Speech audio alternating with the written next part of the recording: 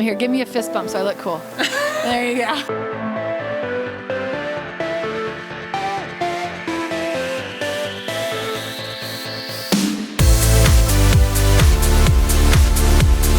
So Clint, yes. From the town just 10 minutes away from here.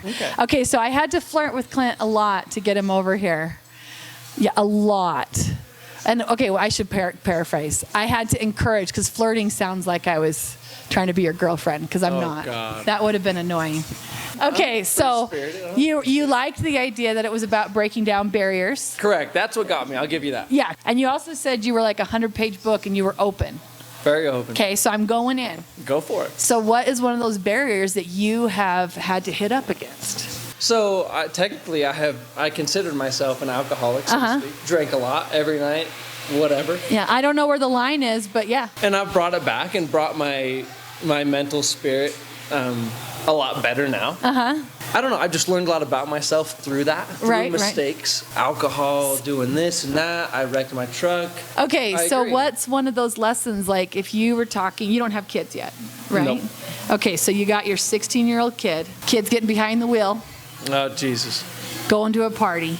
Oh, Jesus. Oh, boy, I can tell he struck a chord. He's already getting religious. Religious? No religion here. I'm giving you a hard time. But I just know what happens in that situation. Okay, so what's the advice you're giving young Clint Jr.? Call me, doesn't matter what time.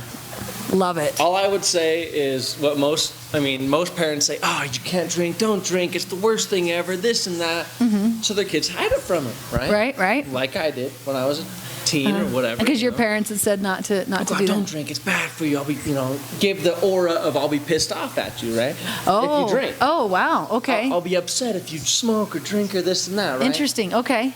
Because I've told my kids there's nothing you can do that will change my love for you. Oh, yes, and it's not that. Right, it's not that they would change their love for me. They'd be upset. So I'd be afraid to call them, so to speak, if I was drunk. Have a beer. That's what I got to say. Have a beer, interact, have fun. But if you feel yourself getting that aspect of it, call a parent. There's no problem in that. Yeah. And that would be my biggest thing. If my kids go to a party. Clint Jr.'s friends, I feel like you'd be the guy to be like, call me if you're parents. Fuck yeah. Yeah. I'll pick them all up. You're like, I'll get them. And we'll go back to my house. Clint, would you drive a minivan to pick them all up? No. Okay, I just wanted to know where the line was. No. Like a minivan driver, hell no. Okay, Clint, I have a minivan. Did I just go down in 4 points of cool? Maybe 1.5 points. Okay, at least you're an honest man. So you've learned these different lessons, what's a good one that you could share to people? You have to be learn from other people's mistakes. That's and I'm not going to say you're not going to make your own, but if someone else makes a mistake and this and that, learn from it and don't do it yourself. Right. If you can see that's an adverse thing. If you can see that it's something that's not going to outcome is going to be good. Right. Don't do it. Okay, so what would be your advice? Because I feel like you kind of said it, so let's make it clear. To parents, if you don't want their kids drinking or whatever, what would be your advice to parents of how to keep their kids safe behind the wheel? I would say, I don't know if you can control your kids necessarily. I wouldn't say you can't do things. I would be very open, and I wouldn't press it. I wouldn't say, hey, go ahead and drink, go ahead and smoke, go ahead and do this and that. I wouldn't say go do that. But I would just be very, if you choose to do that, please let me know. And I'm not going to be upset.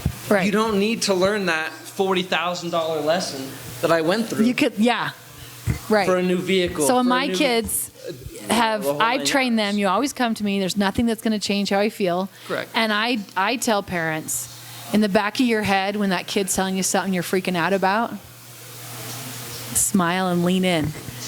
Right? Do you agree with that? No, you kind of have to. Do you agree with that? Because I feel like... You have to, because my experience is, it's if you, if you... Keep the old crap to yourself. Keep the old crap to yourself. Right. And come at an open mind with your kids with it, because they will be more open to you.